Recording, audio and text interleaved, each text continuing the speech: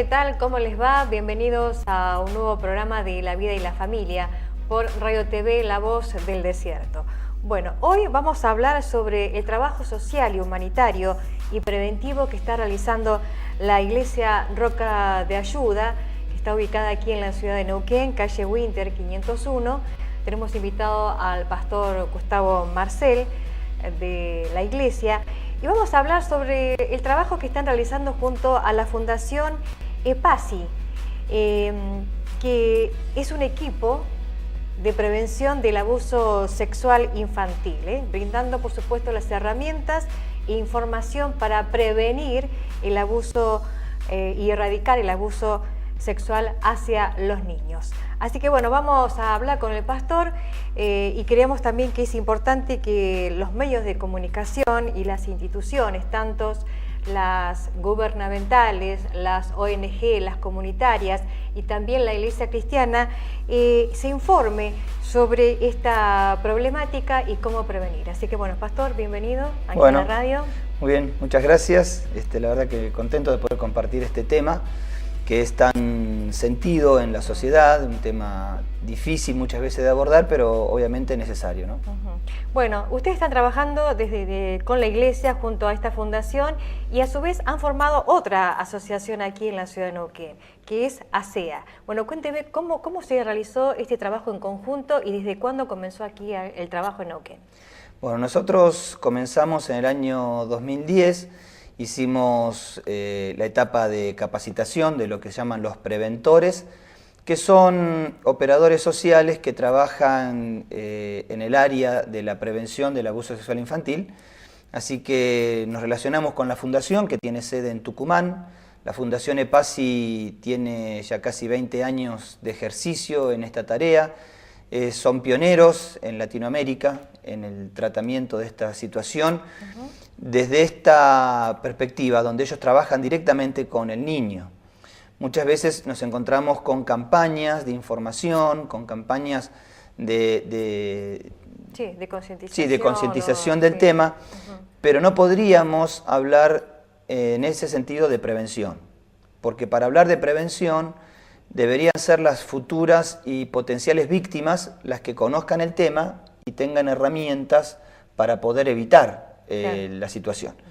En nuestra sociedad, por lo general, lo que notamos es que hay información, concientización, mucha apuntada hacia adultos, o en donde la información que le llega al niño es realmente escasa para que el niño pueda tener algún tipo de argumento o de defensa o de formación para evitar una situación de abuso, ¿no? Entonces, EPASI es como pionera en esto de trabajar directamente con los niños en la prevención del abuso sexual infantil. Una de las cosas que me llamó la atención cuando estuve leyendo un poco el trabajo que están realizando ellos es las herramientas que ustedes le brindan a los niños, por ejemplo, de acuerdo a las edades. Eso me llamó mucha atención y eso es importante porque se trabaja con los niños. No tanto con los adultos, o sea, se previenen los adultos, pero se trabaja con los niños.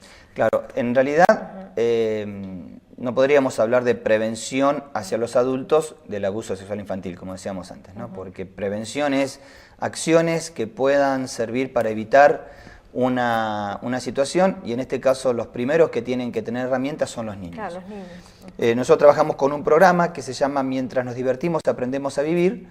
Este programa abarca el grupo etario de 4 a 16 años, dividido en diferentes edades, y entonces es con ellos donde se va trabajando a través de talleres lúdicos que duran aproximadamente entre 3 y 4 meses, toda una temática que se va desarrollando en el interior del niño.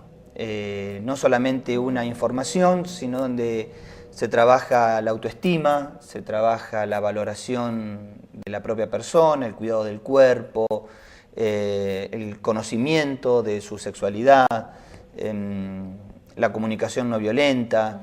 O sea, entendiendo que un niño que tiene herramientas para él valorarse correctamente, para él identificarse en su rol, en su vida, en su aspecto sexual, obviamente va a tener muchas más herramientas para evitar una situación de abuso. Una situación de abuso. Claro. Sí. No, está bien. Yo decía, en cuanto a los adultos, bueno, ustedes hacen talleres para los preventores, sería, ¿no? Pero las herramientas que se les dan a los chicos, eso me interesa. Creo que en algunos ámbitos no se está dando esto, y en este caso sí se está dando. Sí, podríamos decir que en esto la institución es bastante pionera. Esto de trabajar con los niños, como te decía, se trabaja principalmente en 3 módulos. En un primer módulo se habla todo lo que tiene que ver con autoestima, y entonces ahí se plantea esto de los secretos buenos, los secretos malos. Los chicos empiezan a abrirse porque los talleres son en un ámbito de intimidad, de confianza. Entonces los chicos se sienten con la relación a través de los talleristas de poder empezar a compartir lo que ellos están sintiendo. ¿A través del juego? A través de juegos, claro. Con cuentos, a través de juegos, muñecos, actividades. sí, es lúdico. Claro. A través del disfraz, de la danza, de títeres, de muñecos, de canciones. Es muy interesante porque los chicos se reenganchan con los talleres. Para ellos es como cuando los chicos van a un taller de expresión, a un taller de arte o a un taller de música. Bueno, ellos lo toman así, ¿no? Como un taller. Por eso se llama el taller mientras nos divertimos, aprendemos a vivir. Los talleres son muy lindos para los chicos, y de hecho la experiencia a lo largo de estos años, los chicos que se inscriben a los talleres, hay muy poca deserción. A pesar de hay que una continuidad. Sí, a pesar de que duran 3, 4 meses, los chicos vienen y realmente se forman grupos. Muy lindo, muy interesante la tarea, ¿no? ¿Van acompañados, con los padres? ¿Van ellos? No. Ellos están solos. Están solos con 2 preventores. Los equipos se forman de 2 o 3 preventores, que son los que están con ellos durante la sesión. ¿Cuánto dura más o menos, Pastor, cada sesión? Cada sesión dura entre hora y cuarto, hora y media. Al comenzar los talleres hay una reunión de padres, donde se les brinda la información de lo que es los talleres de prevención, cuáles son los temas que se van a abordar, cuáles son las temáticas, la metodología a trabajar. Y a mitad de programa hay otra reunión cuando ya se empieza a hablar acerca de educación sexual. Entonces, antes de abordar ese tema, también se vuelve a reunir a los padres, se hace una pequeña evaluación de lo que se fue viviendo, y entonces ya a partir de la segunda mitad se empieza a tocar el tema de lo que es educación sexual, conocimiento del cuerpo, aceptación del cuerpo, de la identidad sexual de cada uno de los niños, y después entonces ya trabajamos sobre lo que es el abuso sexual infantil y las medidas de escape. Así que, bueno, esa es un poco la temática de todos los talleres, sí. Pastor, ustedes seguramente en los talleres deben notar, ¿no?, algunas situaciones, o los preventores, ¿cómo hacen para detectar si el chiquito ha sido alguna vez abusado o ha tenido algún tipo de problema en esta parte? Bueno, hay indicadores físicos y hay indicadores conductuales que nos muestran una situación de abuso que el niño pueda estar viviendo o que haya vivido. En cuanto a los indicadores físicos, bueno, son aquellas situaciones que tienen que ver a veces con ropa interior rasgada o manchada, con irritación en las zonas vaginales, entendiendo que muchas veces el abuso no tiene que ver con la penetración, sino que muchas veces el abuso puede ser inclusive sin contacto físico, como es el exhibicionismo, o como puede ser la exposición a la pornografía, o como puede ser la masturbación. Entonces hay muchas situaciones de abuso que el niño puede vivir. En algunos casos pueden haber indicadores físicos y en otros casos hay indicadores conductuales. Entonces, a veces a través del dibujo, a través del juego, los niños van expresando si están viviendo o han vivido alguna situación de abuso.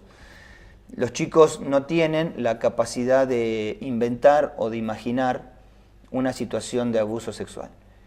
Entonces, cuando... Y son muy naturales ellos se expresan y bueno... claro, el niño, este es uno de los mitos, ¿no? Nosotros hablamos mucho acerca de los mitos sobre los cuales la sociedad se para hablar de estos temas. Uno de los mitos es que los niños inventan estas cosas, ¿no? Bueno, son cosas de niños. Esto lo deben haber inventado los chicos. Bueno, el 99% no es así. Lo primero que nosotros decimos siempre es que al niño ante un relato de un abuso sexual hay que creerle. Y el relato puede venir en forma, como te decía, oral, puede venir a través de un dibujo, puede venir a través de un juego, puede venir a través de conductas con compañeritos. Entonces, esa manifestación de una situación de abuso siempre hay que tomarla en cuenta, ¿no? Y como te decía, los niños no tienen la capacidad de imaginarse una situación sexual. Entonces, cuando un niño dibuja una situación sexual, o cuando un niño con los muñecos hace con los muñecos una posición o un acto sexual, ya sea oral o ya sea genital, bueno, eso muestra de que el niño por lo menos estuvo expuesto a una situación sexual, porque no la pudo haber imaginado. Los niños pueden imaginar un plato volador donde bajan marcianos verdes en su mundo de fantasía, pero no pueden inventar una situación de ese tipo. Entonces, si ellos, a través del dibujo, nosotros hemos tenido algunos dibujos que son, bueno, como muy claros, ¿no?, de situaciones de abuso que los chicos están viviendo. Como te decía, a través de los juegos. Bueno, eso es un relato que los chicos hacen. Qué bueno. Bueno, vamos a hacer una pausa, ¿le parece, ¿Cómo no? Pastor? Y luego continuamos con este tema.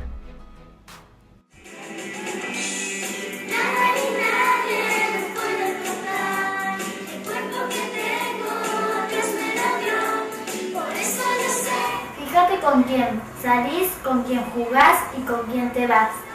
Y contale a tus papás. Nunca salgas escondida. Es una manera de evitar el peligro. Cuidar tu cuerpo no es solo no tomar alcohol ni drogas. Al ir a la casa de un desconocido, estás descuidando tu cuerpo. Cuídate. Cuando sus hijos se quedan a dormir en la casa de otra persona o van a un campamento, es bueno controlar con quienes pasan la noche. EPASI, Equipo de Prevención del Abuso Sexual Infantil.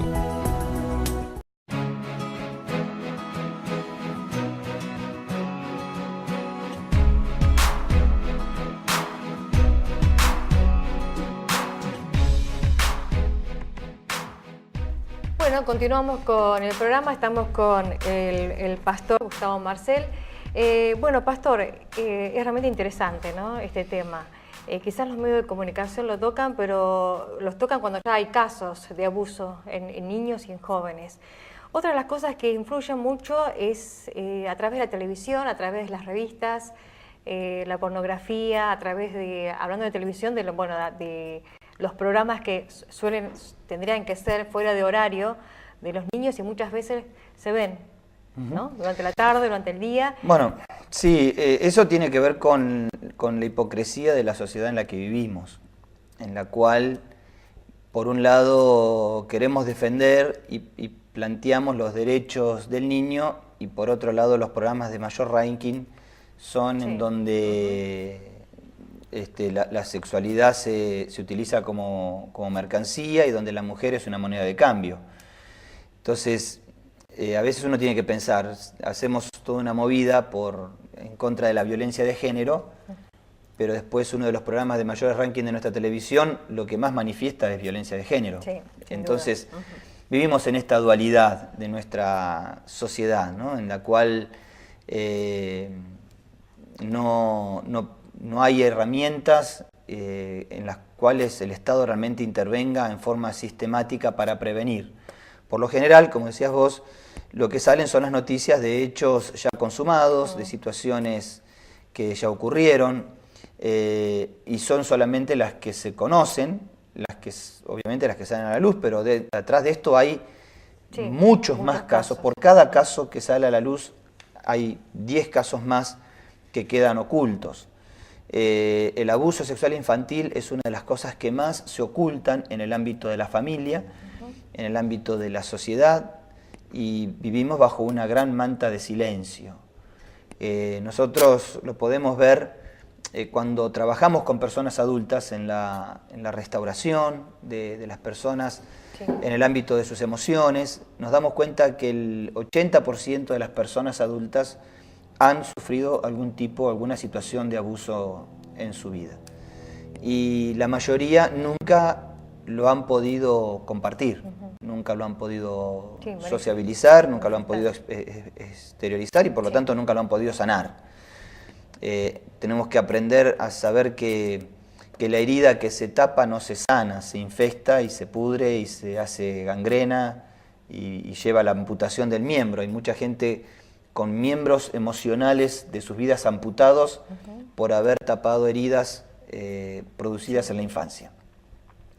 En una ocasión estábamos con una mujer de unos 70 y tantos años, cerca de los 80, y ella se pone en un momento a llorar, se quiebra, y ella compartió con nosotros que, bueno, que ella había sido abusada cuando era niño y nunca lo había podido compartir. Nosotros nos hemos dado cuenta, al compartir los talleres de sociabilización y de información de la temática, que muchas veces las personas que vienen a recibir los talleres, que son maestros, padres, educadores, gente que trabaja con la niñez, bueno, cuando planteamos esto se han sentido con la libertad de poder expresar su propia experiencia. Y bueno, ya casi no nos sorprende, ¿no? Al principio era esto, es sorprendernos de la cantidad de personas que tenían esto guardado como una situación, hombres y mujeres. ¿Y que se han dado en qué casos? ¿Dentro del ámbito familiar o han sido abusos El 90% de los abusos se da en el ámbito familiar o personas cercanas al hogar. Esto tiene que ver con la definición que damos de abuso, porque el abuso no es lo mismo que la violación.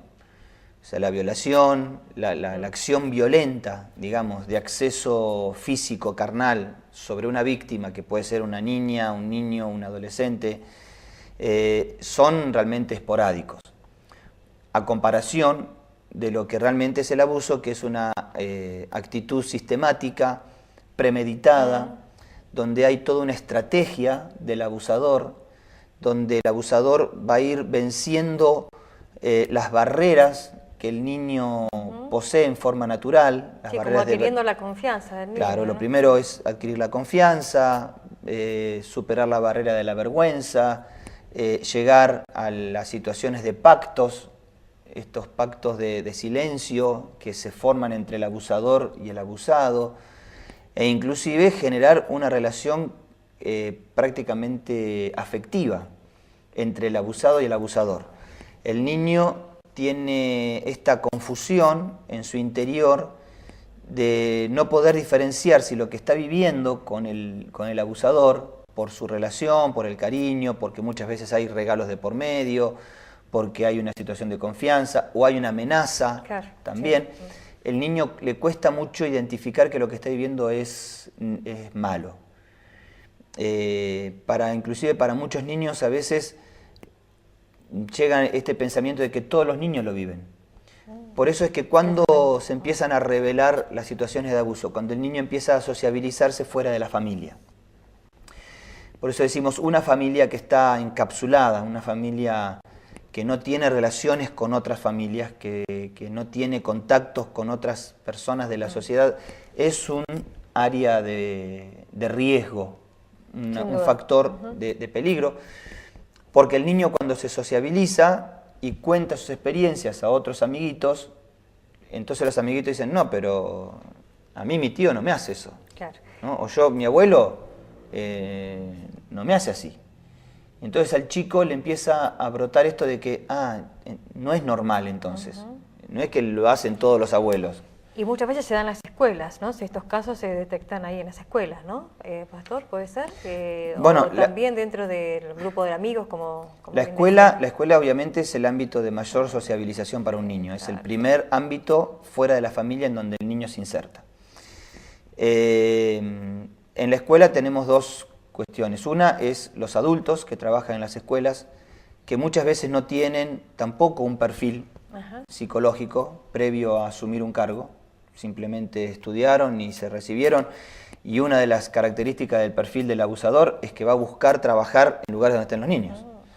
Un abusador no es el hombre de la bolsa, ¿no? Como nos decían nosotros cuando éramos chicos. Un abusador es cualquiera, no tiene un estigma social, ni físico, ni de vestimenta, ni de cultura. Puede ser una persona súper culta, puede ser una persona claro, no hay estereotipos. adinerada, puede ser un profesor, puede ser cualquiera. Entonces eso hace muy difícil detectar a un abusador. Entonces, conocemos los casos muchas veces, sí, pero hay un tema del abuso dentro de las escuelas que no se trata tanto, que es entre los mismos niños. Ah, no me digas. Porque el niño que es abusado tiende a repetir la conducta y se convierte en un perpetrador también. Entonces hay muchos abusos entre niños que ocurren en los baños de las escuelas o que ocurren en la información. O sea, por ejemplo, el niño de 8, 9, 10 años... Es un peligro también latente, ¿no? En este claro, caso. El niño de 8, 9, 10 años que fue abusado o que fue expuesto a la pornografía, hoy teniendo inclusive los medios tecnológicos al alcance, sí, lo más probable es que él comparta esa información con sus compañeritos o con nenes más chicos, exponiéndolos a una situación de abuso. Los nenes más chicos no saben cómo reaccionar ante una imagen pornográfica mostrada en un teléfono celular o ante un relato de un nene más grande que le cuenta sus situaciones de intimidad. El menor no sabe cómo reaccionar porque no está prevenido, porque no tiene herramientas para decir que no sabe cómo comunicarlo. Cuando lo comunica no se le da mayor importancia. Claro. Y entonces esto hace que el abuso se transforme en una pandemia, ¿no? En una situación que está hoy en día afectando a todo el mundo, ¿no? Sí, sí, a la sociedad en general. Bueno, hablábamos de la influencia, ¿no? De esto que se suele dar en los medios de comunicación. Hay otra cosa que también, hablando de la influencia, el Internet, han habido casos que a través del Facebook, ¿no? Donde los chicos por ahí juegan, no sé si juegan, pero es como que se divierten subiendo alguna foto, no sé, alguna situación que ellos por ahí viven, y a veces el pedófilo o la persona que está del otro lado aprovecha esta situación, ¿no? ¿Es así? Sí, totalmente. Hoy en día Internet es las redes sociales. El mal manejo de las redes sociales ha hecho para los pedófilos un campo fértil. Para ellos es pescar en una pecera. O sea, es así, ¿no? Es tan sencillo como eso. Primero, por una mala formación en lo que son el uso de las redes sociales. Segundo, una ausencia de los padres en la conducta y en la actividad de los chicos a través de lo que es Internet. Después, una sociedad hipersexualizada. Claro, vivimos en una sociedad hipersexualizada en donde el sexo se utiliza desde vender un par de medias hasta gel para el cabello. O sea, para todo se utiliza una imagen que tiene connotaciones eróticas. Esto hace que muchas veces los adolescentes, los chicos, entren en este juego, pero muchas veces la raíz de por cuál entran tiene que ver con lo que decíamos antes: baja autoestima, claro, falta de comunicación familiar, una no aceptación del cuerpo, esta necesidad del hedonismo, de sentirse exhibido y de sentirse... Vivimos en la cultura del like, ¿no? Entonces los chicos necesitan hoy tener en su Facebook muchos likes porque eso les hace sentir valiosos, les hace sentir importantes. Sobre todo, perdón, porque están en una etapa de desarrollo, de formación y bueno, tratan de ellos de mostrarse. Sí, me da esa impresión, cuando llega la adolescencia sí, pero a la adolescencia no se llega instantáneamente, no se nace adolescente. Cuando nosotros vemos la adolescencia que vemos hoy, tenemos que decir qué pasó con la niñez de esa adolescencia, qué pasó con los padres de esos adolescentes. O sea, los padres de los adolescentes hoy se rasgan las vestiduras. Y yo estuve la otra vez en un encuentro que se hizo interdisciplinario con varias personas de la comunidad y todos planteaban la situación de los jóvenes, la problemática de los jóvenes, y yo decía esto: los jóvenes no cayeron en un plato volador. O sea, los jóvenes en algún momento fueron niños y a esos niños no se los atendió. Entonces hoy lo que tenemos es muchas veces consecuencia de nuestro propio desidia social en cuanto a la problemática de los niños. Eso puede ser, pastor, por la forma que estamos viviendo ahora, muy acelerados, que la mamá trabaja, el papá trabaja y que muchas veces los chicos quedan al cuidado de la niñera, de otra persona. ¿Cuáles son los factores que puede ser, ¿no? Aparte de la falta de comunicación, ¿no?, interpersonal que puede haber entre ellos? Sí, claro, eso obviamente afecta. Cuando nosotros planteamos esto, ¿no? Le preguntamos a una familia tipo, ¿cuánto tiempo pasan de diálogo con sus hijos? O sea, ahí hay que sacar las horas que duermen, las horas que van a la escuela, las horas que trabajan, las horas que están, no sé, jugando en la computadora. ¿Cuántas horas se sientan a charlar con sus hijos? Y la respuesta es escalofriante. Sí, me imagino. Entonces los niños son discipulados por internet hoy en día. Nuestros hijos son enseñados por las redes sociales. A ellos les importa mucho más la opinión de sus pares que la opinión de sus padres. Sí, lamentablemente, sí. Aunque parezca parecida la palabra, ¿no? Pares y padres. Sí. Pero esto es un terreno que los padres no han sabido cultivar. No le han dedicado tiempo y yo no puedo esperar una cosecha de lo que no cultivé. Sin duda. Bueno, hacemos una pequeña pausa, ¿le parece, pastor? Y luego sí ¿Cómo vamos no? a hablar sobre el trabajo que hace ASEA dentro de las instituciones, Dale. dentro de aquí las instituciones de la ciudad de Neuquén.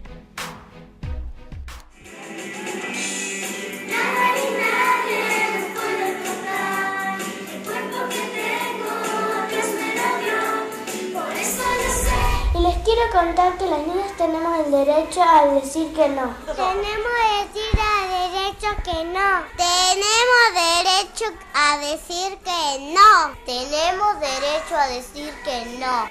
Tocar las partes íntimas de un niño o niña es abuso sexual. No lo permitas. Y si alguien me hace daño, lo debo contar.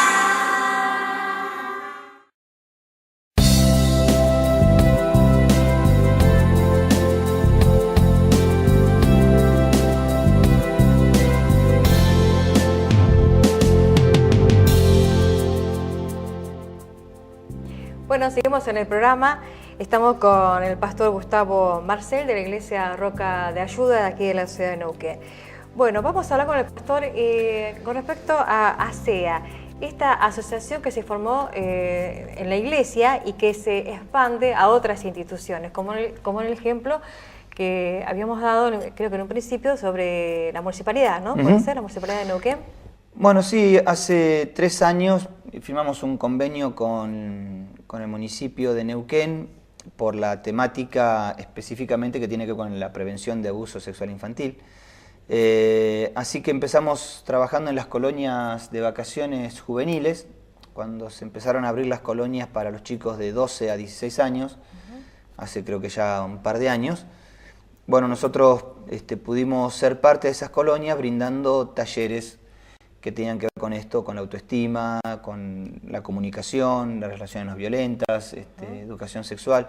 Fueron experiencias muy, muy lindas porque a veces pensamos, bueno, que los jóvenes que van a una colonia van solamente con el fin de divertirse, de pasar una tarde de pileta, de juegos. Y la verdad es que la respuesta ante los talleres fue muy, muy interesante. Tuvimos un lindo tiempo con los grupos de jóvenes que participaron de esas colonias. Y entonces a partir de ahí firmamos el convenio para trabajar primeramente en lo que es la concientización de la temática. Este año empezamos a implementarlo, el convenio, y empezamos con talleres de concientización en diferentes barrios de la ciudad, acompañados por la municipalidad, acompañados a través de la Dirección de Cultos del municipio y de la Dirección de Niñez, Adolescencia y Familia. Así que eso ha sido muy bueno, estamos trabajando en conjunto y me parece excelente que, digamos, desde el Estado se puedan acompañar estas iniciativas privadas o estas iniciativas de instituciones intermedias como una forma de coordinar tareas, actividades y potencializar lo que cada uno puede brindar, ¿no? Entonces estamos también muy conformes, muy contentos con esto. Lo hemos ya brindado, hemos hecho 3 talleres. Ahora en agosto estamos en Valentina Sur, estamos definiendo la dirección, así que no te la puedo dar, pero sí tendremos en agosto los talleres de Eso se da, perdón, ahí en las comisiones ahí de barriales. Mira, lo hemos dado. O en las escuelas. Depende, Ajá. donde Depende. podamos tener un lugar. Por ejemplo, en Confluencia lo dimos en un centro de cuidado de niños, allí en Confluencia Rural, en calle Paimún y Las Grutas. Después lo dimos acá en el oeste, en la Escuela Vida, ahí Godoy y Las Palomas. Lo estuvimos brindando en el CEPAO, que está en Santa Teresa de Jesús, que tiene la formación de madres cuidadoras. Así que ahora estamos brindándolo en el barrio Valentina Sur. Y bueno, la idea es de aquí hasta fin de año por lo menos estar una vez por mes brindando estos talleres de concientización. Son abiertos, son gratuitos, solamente la persona que quiere adquirir el material abona el costo del material, pero no es necesario hacerlo para participar del taller. Y está dirigido a padres, docentes, educadores, madres cuidadoras, bueno, todos aquellos que están en relación con niños. Perfecto. En el ámbito de la iglesia, ¿también se están dando estos talleres? Sí, nosotros en nuestra congregación hemos hecho los talleres con los niños, los talleres de prevención. Hay más de 300 niños que han pasado por los talleres de prevención de abuso sexual infantil, y a la vez, bueno, siempre ofrecemos la posibilidad de hacer los talleres con los niños y las charlas de concientización para las diferentes comunidades, digamos. En esto estamos abiertos a cualquier institución privada o pública, porque nuestro interés está en que este tema sea un tema que se hable, que se comparta, que se sociabilice, que juntos podamos trabajar en cuanto a medidas de prevención, pero principalmente que podamos llegar a los niños, claro, que son los que tienen que ser prevenidos, ¿no? Sí, yo pensaba en las iglesias porque bueno, están las salitas, no, ¿cómo se dice? Los lugares donde los chicos van, se preparan, las escuelas dominicales, las escuelas bíblicas. Después están los lugares, las horas felices, ahí está, las horas felices donde también se invitan a los chicos y bueno, la importancia, ¿no?, de la preparación de la iglesia también. ¿Cómo lo ha visto usted en cuanto a la recepción de la iglesia para este tipo de talleres aquí en Neuquén? Bueno, no es diferente a lo que yo te decía con relación a las escuelas. La mayoría de las personas que trabajan con niños no siempre tienen una formación al respecto de esta temática, ¿no? Son personas que posiblemente tienen una formación, quizás desde lo pedagógico, en algunos casos, desde el contenido de sus clases, que tienen que ver con las enseñanzas bíblicas, pero no hay mucho conocimiento sobre las realidades de las situaciones de abuso. Entonces los niños muchas veces vienen, comparten la hora feliz, pero yo digo, bueno, a veces es una hora feliz contra 23 horas de infelicidad, ¿no? Porque después tienen que volver al mismo ámbito donde muchas veces pueden estar sufriendo estas situaciones. Y la verdad es que no notamos que por ahora sea un tema que a la iglesia le haya interesado plenamente abordar con seriedad, abordar con capacitación, abordar con programas que perduren en el tiempo. A lo sumo, bueno, interesante la información, bueno, sí, eso ya lo sabía, o qué sé yo, pero no hay acciones concretas. O sea, vuelvo a hacer énfasis en esto. Esta no es una situación que los adultos tengan que conocer, sino que los niños tienen que conocer. Claro. Y hay una gran brecha en esto. Por lo general, la publicidad o las formas de trabajo plantean esto. ¿Cuál es el primer ítem donde los padres o la mayoría de la gente se para cuando hablamos de prevención de abuso sexual? Y es: no hables con extraños, ¿no? O no te vayas con un extraño, o no dejes entrar a casa a un extraño. Ese es el caballito de batalla, por decirlo de alguna forma. Y muchos dicen: no, yo le enseño a mi hijo que no hable con extraños. Mi hijo ya sabe que no tiene... Bueno, dos cosas ante esto. Primero, el abuso no viene por un extraño. Segundo, ¿qué es un extraño para un niño? Un extraño para un niño no es lo mismo que un extraño para un adulto. Un extraño para un adulto es cualquier persona que nosotros no podemos conocerle un poco su historia de vida. Para un niño, un extraño es alguien que le produzca alguna amenaza. Si el abusador no le produce ninguna amenaza, deja de ser un extraño. Si es alguien que le va a invitar un helado, si es alguien que le va a regalar un perrito, si es alguien que le va... por lo general, le va a brindar cierta amistad. Esa defensa del niño del extraño es muy fácil de superar para un abusador.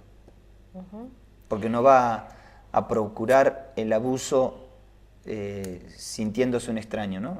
Él va a buscar la forma de ganar la confianza de ese niño. Claro, yo pensaba la importancia de que, bueno, las instituciones, los medios de comunicación y las iglesias puedan tener la información y las herramientas necesarias para, tanto para la prevención, también para las herramientas para la restauración de aquellas personas o de aquellos niñitos que han sido abusados, ¿no? O tienden, ¿no? a ser abusados. Sí, bueno, nuestro énfasis está planteado desde la prevención. Obviamente al trabajar la prevención nos encontramos con muchos casos de revelaciones de abusos y de distinto tipo de abusos, como decíamos antes. En algunos casos la intervención sirve para detener lo que puede ser a posterior un abuso más grave o un abuso ya de índole delictivo. La ley no contempla a todos los tipos de abuso como delitos. Entonces es difícil a veces llevar a la justicia todo lo que es un abuso, pero a veces simplemente con reeducar a la familia, con reeducar a los padres, con que los chicos aprendan a poner ciertos límites, con que aprendan a respetar sus partes íntimas, como decíamos antes, a no exponerlas en las redes sociales, a no dejarse tocar, a no dejarse espiar. Bueno, ya eso estamos trabajando sobre situaciones de prevención de abuso.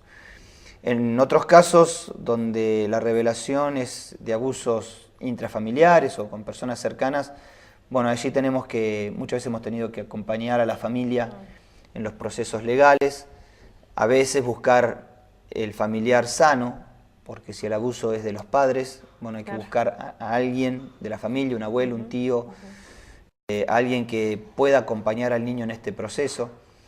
Y bueno, no es una tarea difícil, pero también hemos visto el poder de la resiliencia de los niños, ¿no? Este poder de salir de la situación que han vivido las víctimas de abuso.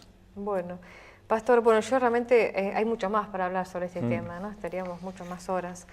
Me gustaría que usted haga la invitación a todos aquellos interesados, ¿no? Principalmente, no sé, los líderes o las personas que trabajan con niños, habíamos mencionado, pero dentro del ámbito de la iglesia, pero también otras instituciones como las escuelas, no sé, las comisiones barriales, de pronto, algunas otras asociaciones, centros de deportes, también donde hay también chicos, ¿no? que suelen juntarse a hacer algún tipo de deporte, que pueden hacer este tipo de talleres, ¿no? Me gustaría que usted dé la dirección, alguna página, algún teléfono, para tener mayor información y, bueno, también sumarse a esta temática. Sí, principalmente entendiendo esto, que todos los niños están en riesgo. Y el trabajo de todos es lo que va a poder proteger a esta niñez en riesgo que hoy tenemos en nuestra sociedad. No hay ámbito ni hay estructura que proteja 100% a los niños de una situación de abuso. La información es una herramienta importante, así que los invitamos a todos cuando puedan estar los talleres. Lamentamos no tener hoy la confirmación con el municipio de la fecha donde vamos a hacer en en Valentina Sur, pero en la página de Facebook de la Asociación Cristiana Evangélica Amanecer, allí está siempre la información de los talleres, también cuando comienzan los talleres con los niños. Después del receso de invierno, los talleres van a comenzar en el Centro de Cuidado Infantil de Barrio Confluencia, allí en Paimún y Las Grutas. Los talleres duran una vez por semana, son talleres de hora y cuarto, hora y media, y duran más o menos 3 meses. Así que allí por la página y por los medios, más cerca de la fecha, estaremos informando acerca de las inscripciones, que como decíamos también son gratuitas, son libres. Queremos alentar a los papás a que los niños conozcan de la temática, que sea un tema que se pueda hablar en la casa, que se pueda compartir, que los chicos tengan la confianza de poder expresar lo que puedan estar viviendo. Hoy el bullying, el sexting, son temáticas que los chicos están sufriendo, muchas veces en silencio, y necesitamos empezar a abrir estos medios de comunicación. Así que bueno, desde la Asociación Cristiana Evangélica Amanecer, invitarles a todos a ser parte de alguno de los programas en los momentos que se estén brindando. Bueno, muchísimas gracias, Pastor, por la visita, gracias a ustedes por este espacio. Y bueno, gracias también por el trabajo que están realizando desde la iglesia. Bueno, muy bien, gracias. Bueno, nos despedimos, será hasta otra ocasión y bueno, vamos a seguir dando más información en el transcurso de otros programas con respecto a este tema. Muchísimas gracias y será hasta otra ocasión.